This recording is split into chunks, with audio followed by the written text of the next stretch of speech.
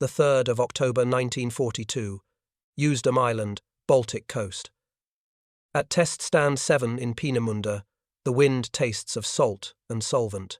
Technicians in oil-blackened overalls step back from a needle-slender shape crouched on its launch table, an A-4 rocket, the machine the world will later know as the V2.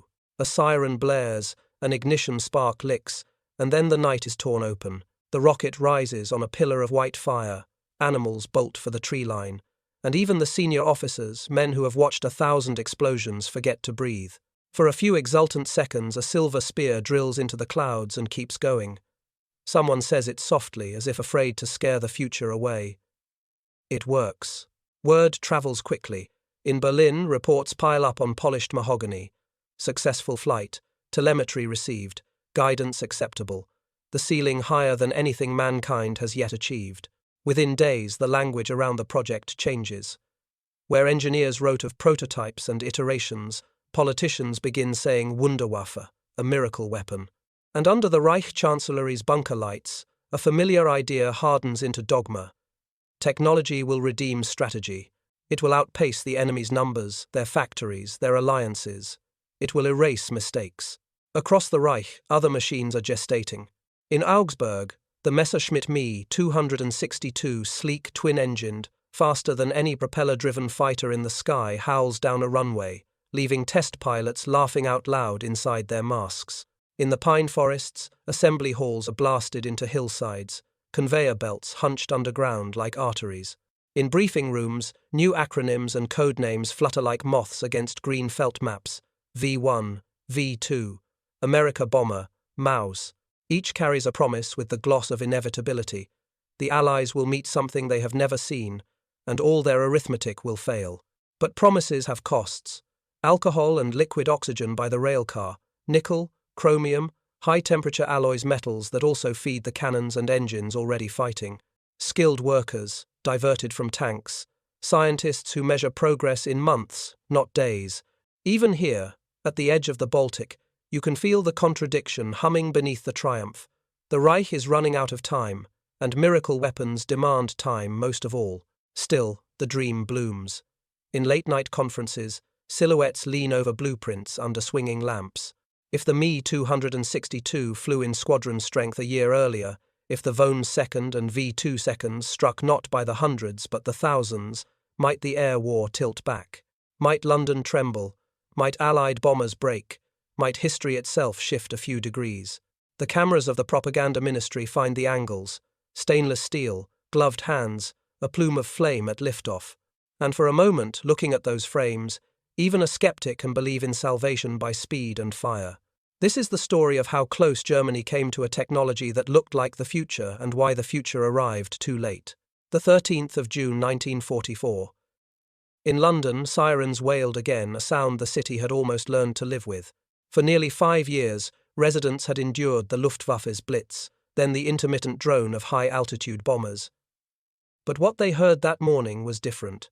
It began as a thin, mechanical buzzing, as if some monstrous insect were hovering overhead. Londoners looked up, searching for the familiar silhouette of a bomber, but saw instead a stubby, winged cylinder, trailing fire from a crude exhaust pipe. It was small, too small to carry a pilot, and it did not seem to maneuver. It simply thundered in a straight line. And then the engine cut. Silence for 2 long seconds. Then, impact. A block in East London vanished in flame and dust. This was the V1 flying bomb, the world's first mass-produced cruise missile. Newspapers at first called it the buzz bomb or doodlebug, after the sinister sound it made. But its official German designation was Vergeltungswaffe, retaliation weapon.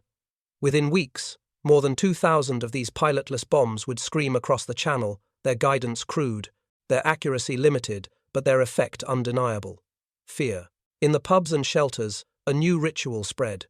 If the buzzing overhead stopped, you ran. If it kept going, you breathed again. London, already scarred, was forced to live with yet another species of terror. The Allied leadership was shaken. Winston Churchill admitted privately that the V1 campaign was serious and damaging. In the House of Commons, ministers fielded desperate questions. Could this weapon be stopped? Would thousands more come? In the War Cabinet minutes, one can read the anxiety of men who had believed air superiority was already secured. Suddenly, German weapons seemed to leapfrog the present, but the V-1 was only a prelude. In September 1944, the first V-2 rockets struck London and Antwerp. Unlike the V-1, these weapons arrived without warning. No buzzing, no engine drone. One moment the street was ordinary, the next, a building imploded in a thunderclap from nowhere. Travelling faster than the speed of sound, the V-2 gave no chance to intercept.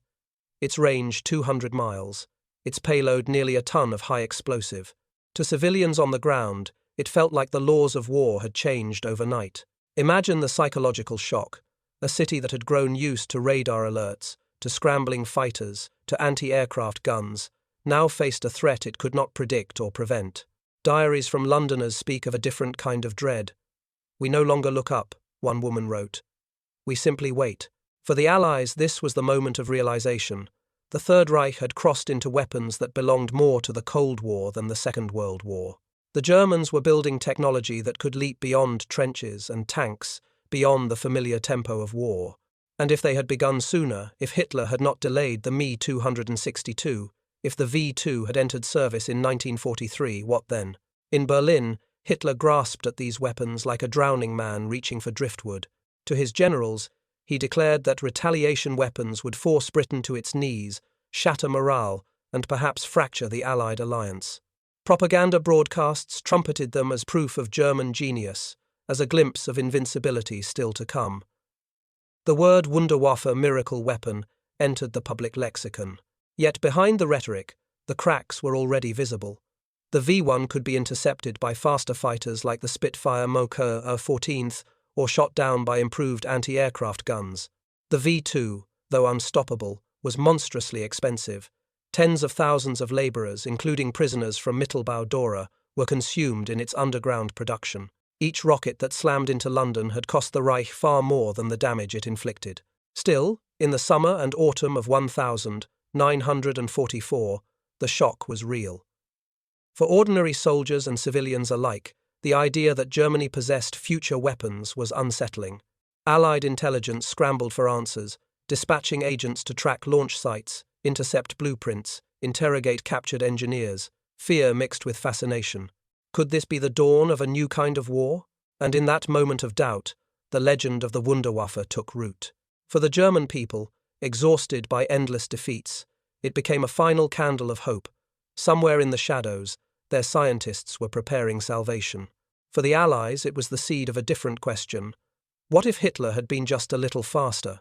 In the summer of 1942, deep inside Bavaria, the Messerschmitt Company rolled out a prototype that looked nothing like the stubby, prop-driven fighters that had filled European skies.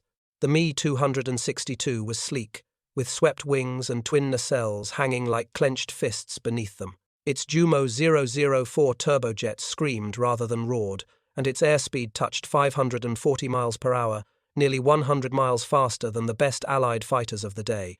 Test pilots wrote in their logs that it felt like flying into the future.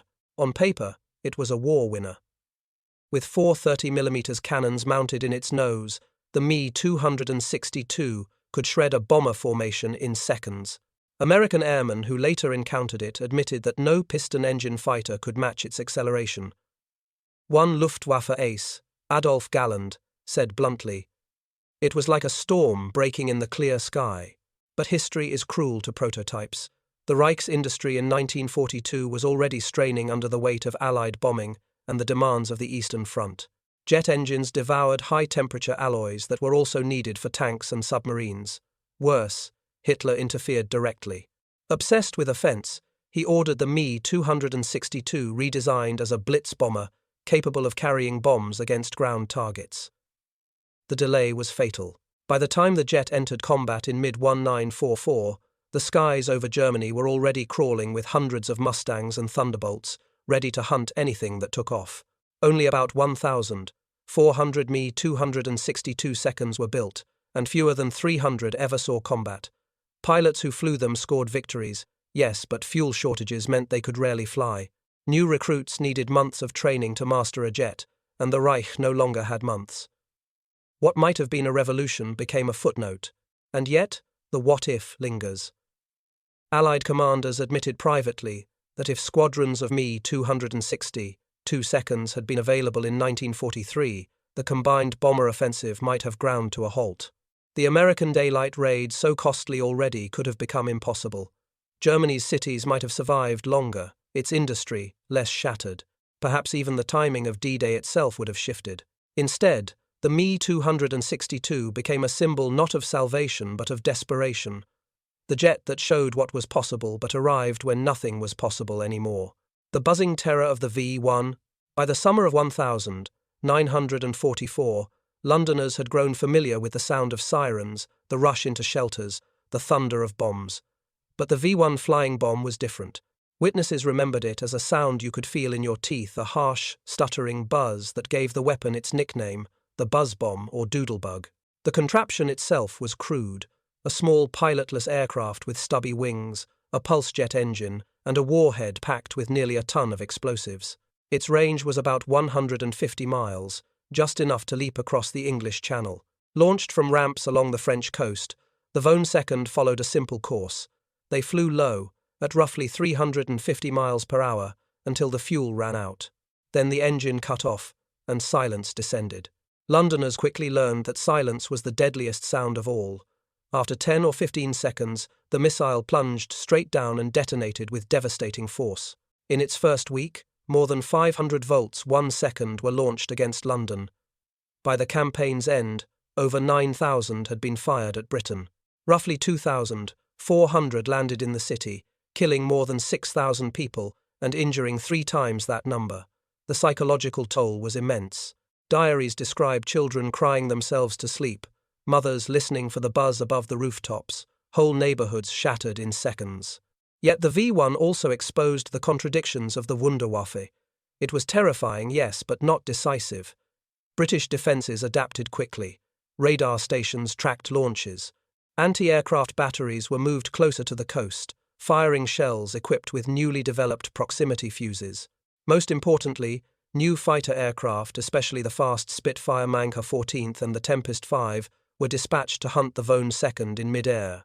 Pilots developed a risky but effective technique, flying alongside the doodlebug, slipping a wingtip beneath its stubby wing, and flipping it over. Disoriented, the missile crashed harmlessly into fields or the sea. By August 1944, interception rates rose dramatically, and nearly half of all WWII were being destroyed before reaching their targets. From the German perspective, the V-1 was a weapon of economy. It was cheap, far cheaper than a bomber and pilot, and could be produced in the thousands. It required no training crews, no fuel for return flights. It was, in theory, the ideal tool for exhausting the enemy's morale. But in practice, its crude guidance system meant that entire missiles could miss London by miles, crashing into empty countryside. Each V-1 that struck a house or school made headlines, but as a strategic weapon it failed to halt Allied advances. Still, for Hitler and his propaganda machine, the V-1 was gold. Newsreels showed the sleek little bomb roaring skyward. Posters promised vengeance. In speeches, Goebbels insisted that Britain would soon face waves of unstoppable weapons. For the German public, battered by bombing and battlefield defeats, the idea of a miracle weapon was a comfort, even if it was an illusion. For the Allies, the V-1 raised darker questions. If Germany could mass-produce pilotless bombs, what came next? Intelligence reports spoke of larger designs, longer ranges. Some feared that New York itself might be in danger if the Reich developed an intercontinental version. Engineers at Peenemünde had indeed sketched such projects, though they never left the drawing board. In the end, the V-1 was a paradox, a weapon that changed the psychology of war more than the outcome.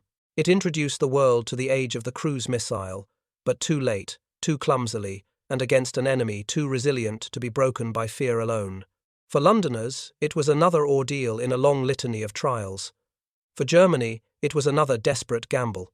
And hovering behind it, already in production, was something far more advanced, the rocket that would fall silently, faster than sound, and carry with it the first true shadow of the space age, the silent thunder of the V-2. On the morning of the 8th of September 1944, residents of London's Chiswick district heard nothing unusual. There was no siren, no drone of engines, no buzzing in the sky. At 6:43 a.m., without warning, a house disintegrated in an explosion so violent that it rattled windows a mile away. 6 people died instantly.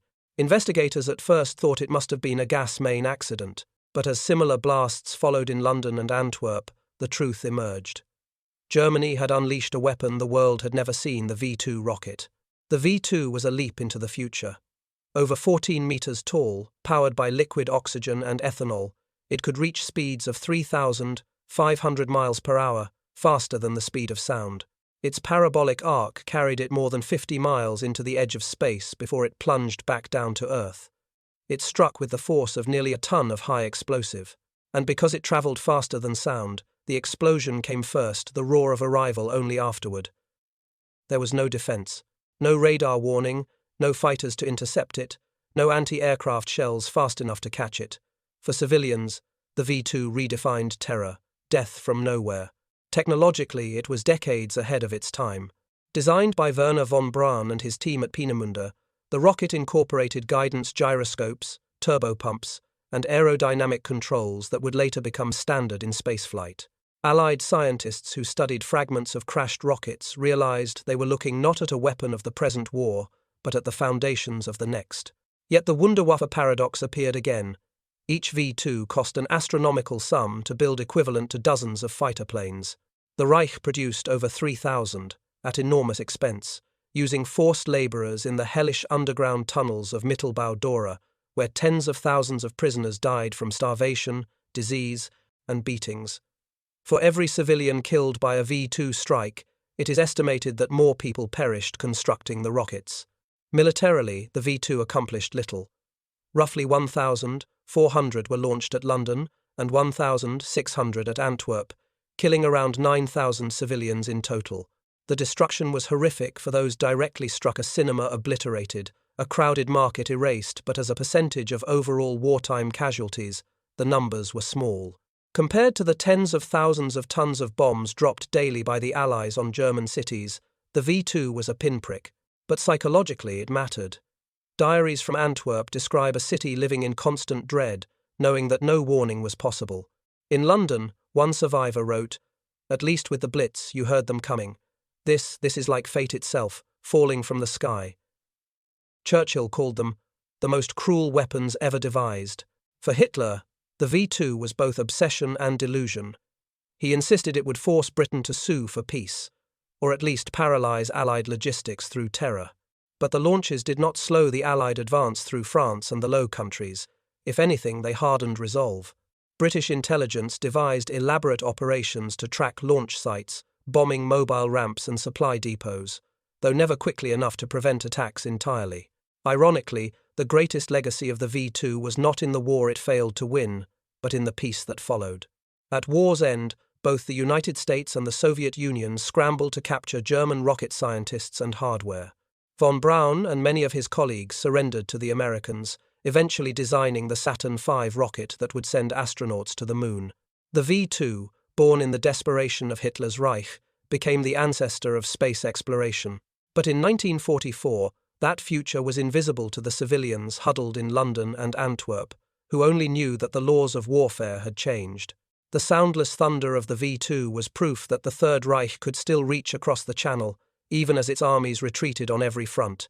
And once again the Allies asked themselves, what if this weapon had arrived sooner, in greater numbers? Would the war's outcome have shifted, or was it already too late for miracles? The colossal dreams that sank in steel. If the Me-262 and the V-weapon seemed like glimpses of the future, other projects in Hitler's Wunderwaffe portfolio looked more like fever dreams, immense machines designed to impress, but doomed by their very scale. One of the most extraordinary was the Panzer VIII Maus, the heaviest tank ever built. Conceived by Ferdinand Porsche and approved by Hitler himself, the Maus weighed nearly 190 tons. Its armor was up to 240 millimeters thick, its main gun a massive 128 millimeters cannon capable of destroying any Allied tank at ranges over 2 kilometers. On paper, it was an indestructible land battleship. In practice, it was useless. The Maus was so heavy it could barely move across bridges, requiring custom pontoons or engineering feats just to cross rivers. Its fuel consumption was astronomical at a time when Germany scarcely had enough petrol for trucks. Only 2 prototypes were built, both too slow and cumbersome to see combat. Soviet troops captured them in 1945, marveling at the size but shaking their heads at the absurdity. Then there was the Schwerer Gustav, better known as the Dora gun, a railway cannon of almost mythical proportions. Built by Krupp, it weighed 1,350 tons, fired shells nearly 8 meters long, and could lob a 7-ton projectile 30 miles. Used in the siege of Sevastopol in 1942, Dora reduced fortifications to rubble. But moving it required 25 trains, 4,000 men, and weeks of preparation. Against a mobile enemy like the Allies in 1944, it was already obsolete. By the time the Western Front came under pressure, Dora was useless, a symbol of gigantomania that consumed resources better spent on aircraft or U-boats. And still the fantasies continued. Engineers drafted plans for the Amerika Bomber, a strategic aircraft capable of crossing the Atlantic to strike New York. Designs from Messerschmitt and Junkers proposed 4- and 6-engine monsters with ranges exceeding 6,000 miles. Some concepts even imagined a rocket-powered skip glider that would arc into suborbital space before diving onto US targets. None progressed beyond prototypes. Germany had neither the materials nor the production capacity to build a true intercontinental bomber, and by 1943 the skies over Europe belonged to Allied fighters. Other projects veered further into the bizarre. The Land Cruiser P. 1000 Ratti, a 1,000-ton supertank armed with naval guns, existed only on blueprints before being cancelled as impractical. Jet-powered flying wings like the Horton Ho 229 promised stealth-like characteristics, but never advanced beyond a handful of prototypes. Each project consumed the time of skilled engineers and factories already starved of labor and materials. What united these colossal weapons was not effectiveness but symbolism. Hitler was entranced by size, by spectacle, by machines that embodied dominance. To him, a tank like the Maus or a gun like Dora was proof that the Reich could still outbuild and outmatch its enemies. But while Germany invested in super-heavy prototypes, the Allies invested in scale. American factories churned out 50,000 Sherman tanks, 18,000 B-24 bombers, and millions of rifles. Soviet assembly lines delivered tens of thousands of rugged T-34 seconds that swarmed the Eastern Front. Against such numbers, a handful of superweapons were irrelevant. Even among German officers there was cynicism. General Heinz Guderian dismissed the Maus as an absurd idea. Engineers whispered that Dora was a vanity project. But dissent was dangerous, and so the projects limped along until they were crushed by reality. In retrospect, these Wunderwaffe were less about winning the war than about postponing the admission of defeat. They gave Hitler talking points, propaganda reels, and brief illusions of power. For the German public, they served as promises, just wait, the miracle is coming. For the Allies, they were puzzles to be studied, but rarely threats to be feared. By 1945, most lay in ruins. Half-finished prototypes abandoned in forests, giant blueprints gathering dust in underground vaults. They were monuments not to genius but to desperation, a reminder that in modern war, spectacle without strategy is only another road to defeat. Scientists, slaves, and the price of miracles. Behind every Wunderwaffe project stood not only visionary engineers, but also a darker foundation, tens of thousands of coerced laborers who paid for these miracle weapons with their lives.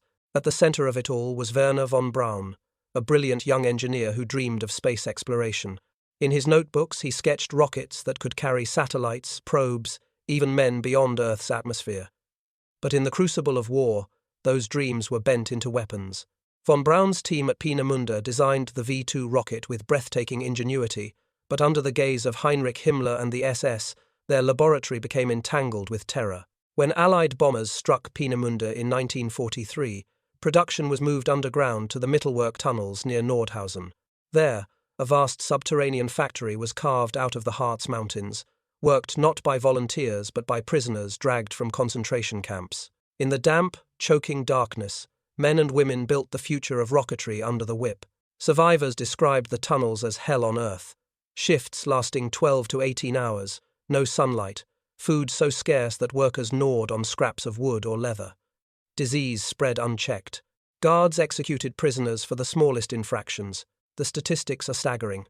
Of the roughly 60,000 laborers forced into Mittelwerk, at least 20,000 died, more than twice the number of civilians killed by V-2 attacks on Britain. In the calculus of the Reich, human life was cheaper than steel. Elsewhere, other Wunderwaffe projects drew on similar exploitation. The construction of launch ramps, the assembly of Me-262 jets, even the massive Dora railway gun, all relied on prisoners of war and concentration camp inmates. While propaganda reels showed gleaming weapons rising from hidden facilities, the reality was mud, hunger, and death beneath the ground. And still, Hitler's faith in miracle weapons only deepened. He bullied generals who doubted him, declaring that the Allies would soon face the storm of vengeance. Ministers like Albert Speer, the Reich armaments chief, tried to manage the contradictions. In his memoirs, Speer admitted he knew the Wunderwaffe could not reverse Germany's defeat. Yet he pressed production anyway, partly to appease Hitler, partly to keep scientists out of Allied hands, and partly because even illusions of hope kept the German public docile. For ordinary citizens, rumors of secret weapons became lifelines. Leaflets and radio broadcasts hinted that a turning point was imminent. Housewives whispered that the Führer was holding back a weapon so powerful it would wipe away the enemy. Newspapers printed sketches of rockets piercing the clouds, tanks as tall as houses. In truth, most of these weapons existed only as prototypes fed by blood. And what of the scientists? Some, like von Braun, later claimed they had no choice, that they served under duress. Others admitted ambition played its role.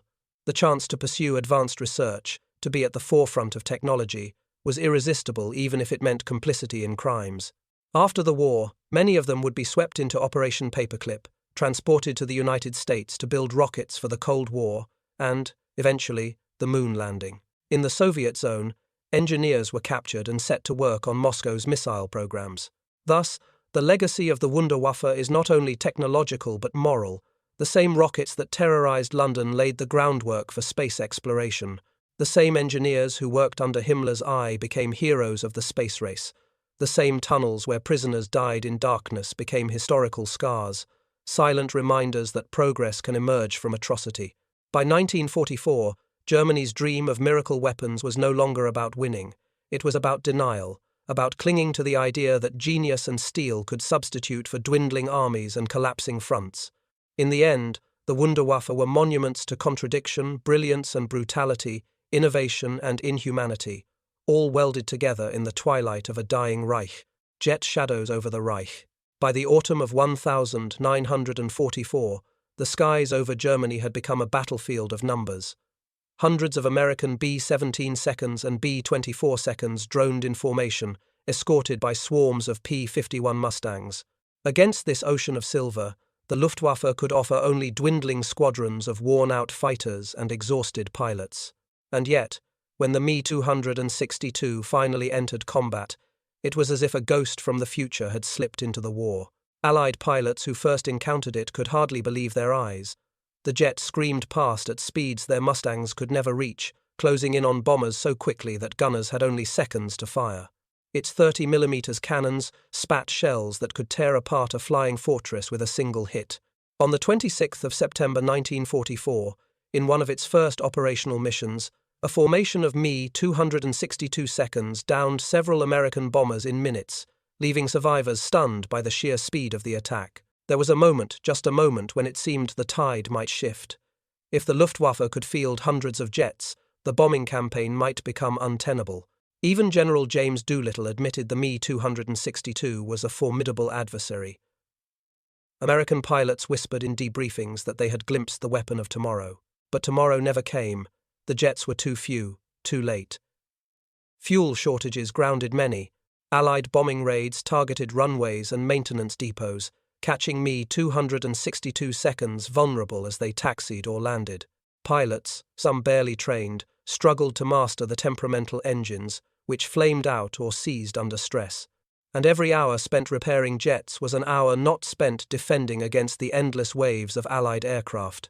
The Me-262 did score victories. Nearly 500 Allied planes were claimed, destroyed by jet units, but against the scale of the combined bomber offensive, these were drops in a vast storm. The Allies lost thousands of bombers and fighters overall, yet replacement squadrons kept arriving. Germany, by contrast, could not replace what it lost.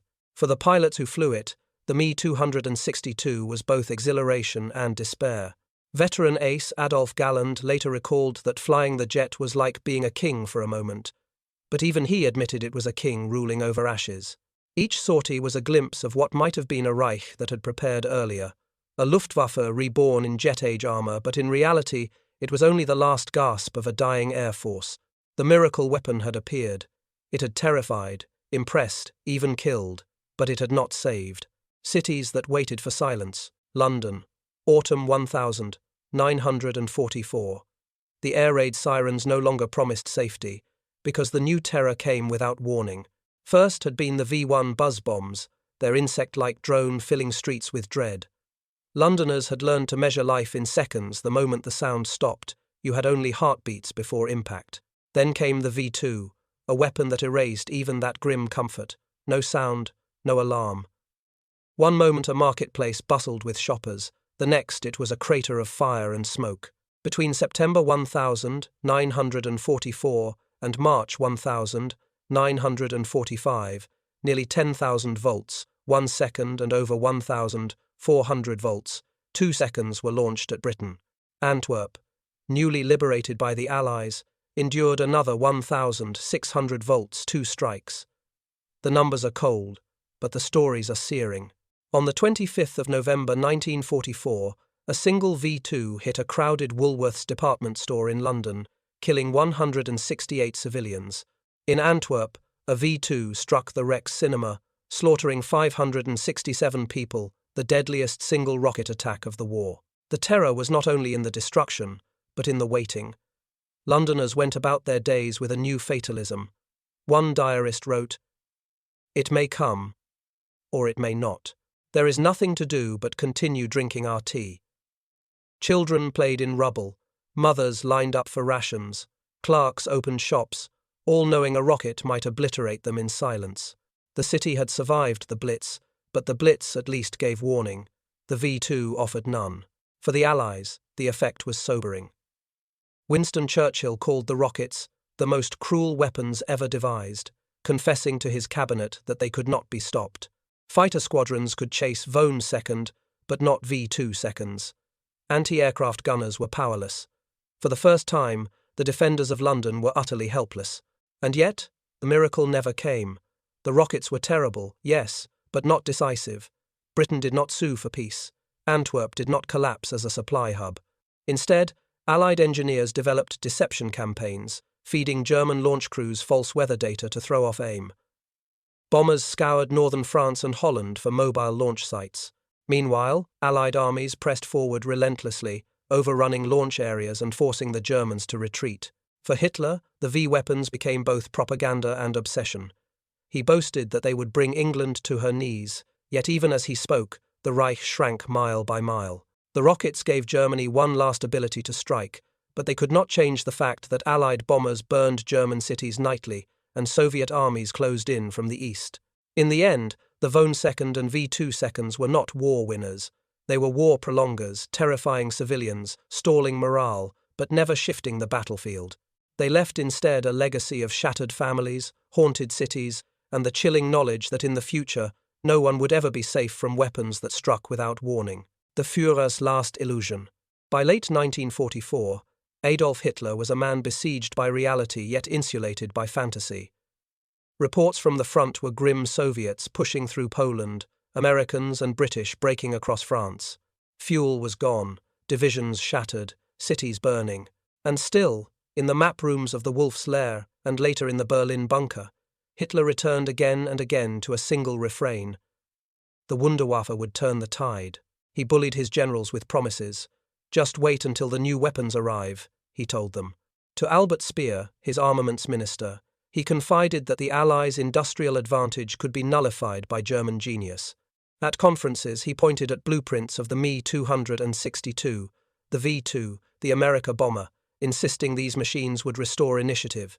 He dismissed doubts as cowardice or sabotage.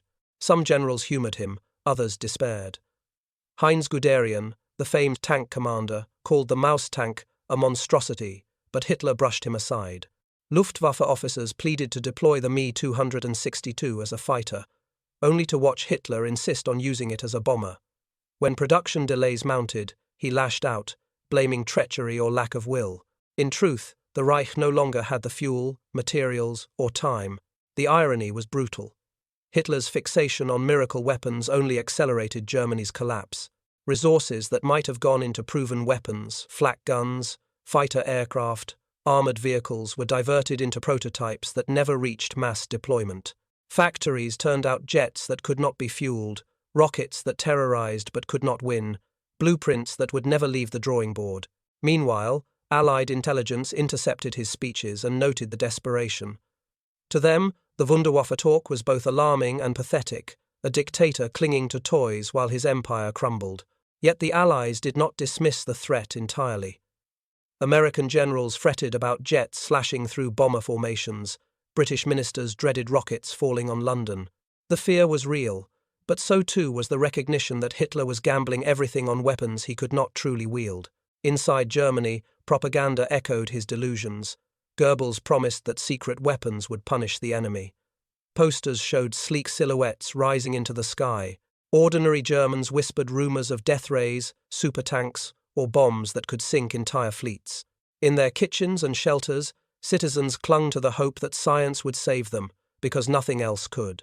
But by early 1945, the truth was unmistakable. The Wunderwaffe had not reversed defeat, they had only delayed the inevitable. Hitler, increasingly isolated in his bunker, still spoke of miracle weapons in staff meetings, but his words rang hollow. The generals knew. The weapons had not saved Stalingrad, had not stopped D-Day, had not broken London. The miracles were illusions, and the illusions were killing Germany. The cost of chasing miracles. By the winter of 1944-45, the balance sheet of Germany's miracle weapons was stark. On one side, flashes of brilliance, the Me-260, the world's first operational jet fighter, the V-2, the first ballistic missile, the Maus and Dora, monuments to engineering audacity. On the other, the price, a drained treasury, crippled supply lines, and an army bled of resources it desperately needed. The Luftwaffe, once the terror of Europe, was a shell of its former self. Factories devoted to jet production churned out airframes faster than engines could be built, leaving rows of incomplete Me-262 seconds stranded. Training squadrons lacked fuel, so new pilots went into combat with barely a handful of flight hours.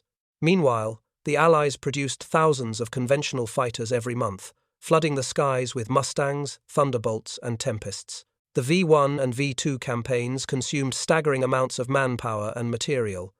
Each rocket required precision components, rare alloys, and massive labor. Thousands of prisoners perished at Mittelwerk to keep the program alive. And for what? The rockets killed civilians but never slowed Allied offensives. The Rhine was crossed, the Ruhr encircled, Berlin approached, all while Hitler boasted of vengeance weapons. Armor production fared no better. Dreams of super-heavy tanks like the Maus diverted engineers and steel away from proven designs. The reliable Panzer IV and Panther, which might have been produced in greater numbers, were sidelined for prototypes too massive to maneuver in real combat. By contrast, the Soviets rolled out tens of thousands of T-34 seconds, flooding the Eastern Front with rugged machines that overwhelmed German defenses. Strategically, the Wunderwaffe acted like a black hole, sucking in resources with little return. Albert Speer later admitted that Germany squandered its last reserves of steel, fuel, and labor on weapons that impressed more than they achieved. Had those resources been poured into anti-aircraft defenses, or U-boats, or conventional fighters, the war might still have ended in defeat, but perhaps months later, perhaps at far greater Allied cost.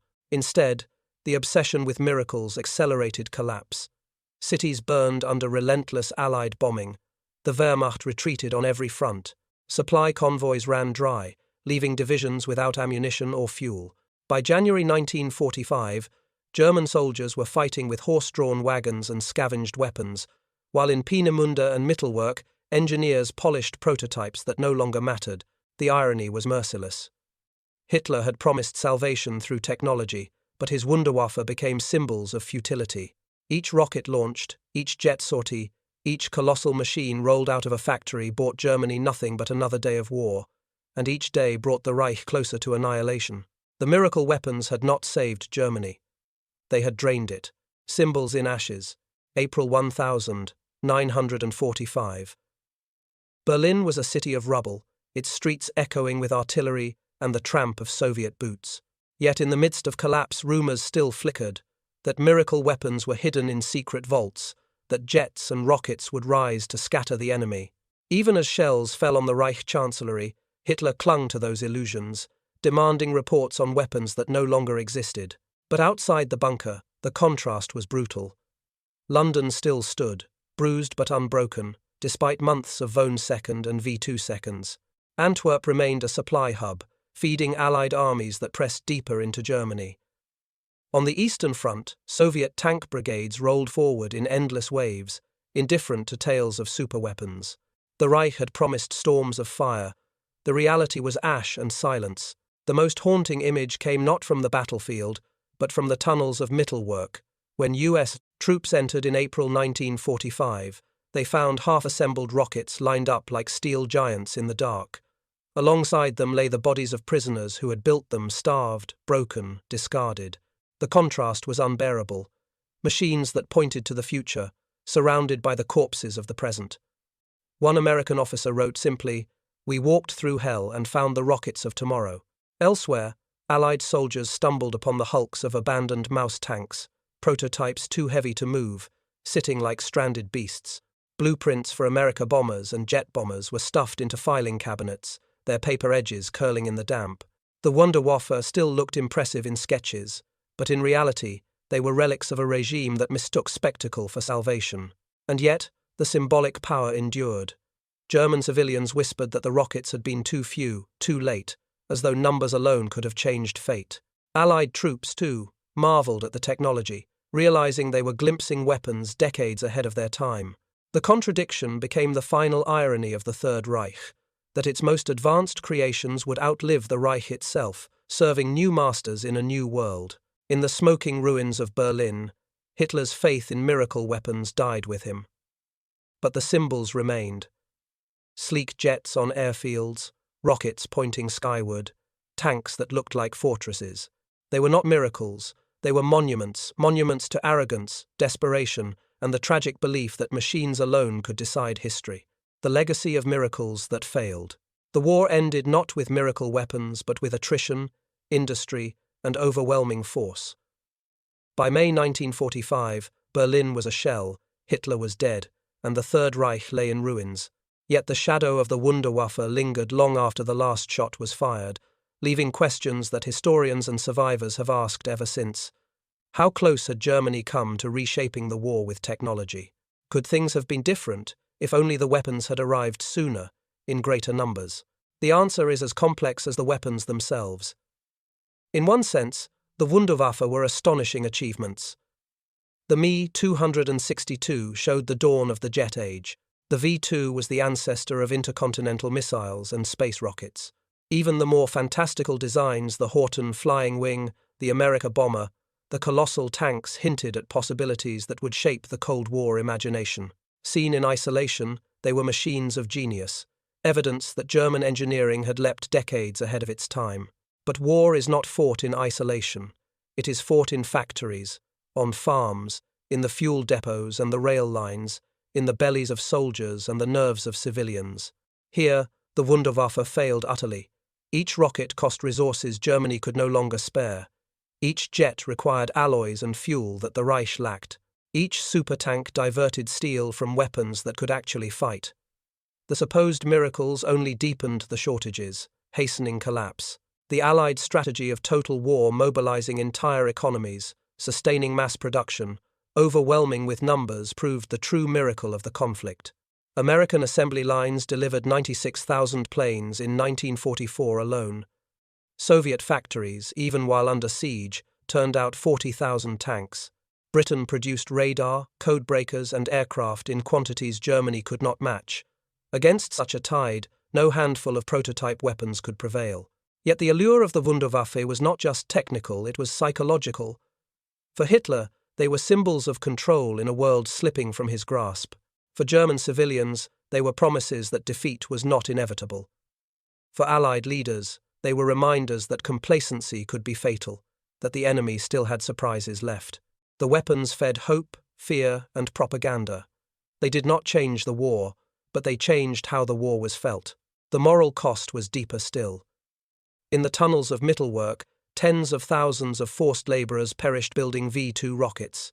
At Dora, engineers drafted blueprints while prisoners died within earshot, stacked like refuse along the walls. For every rocket that struck London, more lives were extinguished in its making. The legacy of the Wunderwaffe is not only about technology but about complicity, how brilliance can coexist with brutality, how dreams of the future can be built on the bones of the present. And then came the aftermath. When the Reich collapsed, the Allies scrambled not only for territory but for knowledge. The Americans launched Operation Paperclip, capturing Wernher von Braun and dozens of rocket scientists who had once served Hitler. Within a decade, those same men were testing missiles for the US Army. Within 2 decades, their Saturn V would carry astronauts to the moon. The Soviets, too, seized engineers and hardware, laying the foundations of their missile arsenal. The space race of the Cold War was, in many ways, the final echo of Hitler's Wunderwaffe. There is a haunting irony in that. The rockets that terrorized London became the vehicles that lifted mankind beyond Earth. The jet fighters that harassed Allied bombers became the prototypes for modern air forces. Even the bizarre designs that never flew flying wings, intercontinental bombers, shaped the imagination of military planners for generations. The Reich, that had sought salvation through miracle weapons, perished, but its technology outlived it, repurposed by the very enemies it had sought to destroy. So what do we learn from this history? One lesson is that technology alone does not win wars. A weapon, no matter how advanced, is only as strong as the strategy, resources, and people who wield it. Another lesson is darker, that the pursuit of miracles can blind leaders to reality, seducing them with fantasies while the world collapses around them. Hitler's faith in the Wunderwaffe was not just misplaced, it was catastrophic, draining Germany's last reserves for machines that offered spectacle without salvation. And yet, the story still compels us because of the tantalizing what if. What if the Me-260 had flown in squadron strength in 1943? What if the V-2 had been mass-produced earlier? Could the Normandy invasion have failed? Could the bomber offensive have faltered? These questions will never be fully answered, but most historians agree. Even then, the outcome was unlikely to change. The Allies' economic might was too vast, their manpower too deep, their industrial momentum unstoppable. Germany could delay defeat, but not escape it. In the ruins of Berlin, as Soviet soldiers raised their flag over the Reichstag, the final verdict was clear. Miracle weapons could terrify, impress, even kill, but they could not save a doomed strategy. The true wonder of the war was not in a rocket or a jet, but in the relentless mobilization of entire societies, in the resilience of people under fire, in the grinding arithmetic of production and supply. The Wunderwaffe remain, in memory, both fascinating and tragic, glimpses of a future born in the service of a collapsing empire. They are reminders that technology is never neutral, that it carries the weight of the hands that build it, the regimes that direct it, and the lives consumed in its making. As Allied troops walked through the tunnels of Mittelwerk, past rows of unfinished rockets, one soldier scrawled on the wall with chalk, "No more miracles." It was both a judgment and a prophecy. The age of miracles was over. What remained was history, a history that warns us still.